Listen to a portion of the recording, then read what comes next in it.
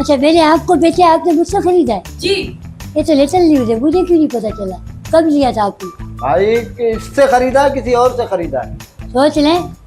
मैं नहीं था ना, तुम उसके शफीक भाई के साथ आए थे ना। शफीक भाई के साथ आई थी, जब मुझे पता है ना मैं वहीं पर आई हूँ ना, इसी चूहे से लिया था मैंने। ए मैडम तमीज से हाँ, चूहा हुआ नहीं बोलना, नाम है अपना या इलाके में। आराम से, क्या आराम नाम है आपका? मेरा रफीक भाई। वो रफीक भाई, आप ये देखें, आपने जो है एक प्लॉट को 2 दफा बेचा है। 2 दफा कैसे बेचूंगा एक प्लाट को? रहता तो एक ही फैमिली है ना उसमें। वही मैं भी वही सोच रहा हूँ कि कैसे इसने बेचा है। 1 मिनट, कौन है यार ये? हाँ हेलो, लहसुन अदरक ले लेना, सही है? आज बच्चा नहीं आया मेरे पास।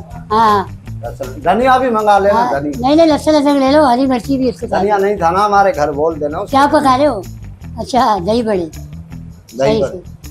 दही बड़े में अदरक लहसुन भी डलता है? अच्छा चलो मैं बाद में बात करता हूँ, ये आया बताएं। कस्टमर।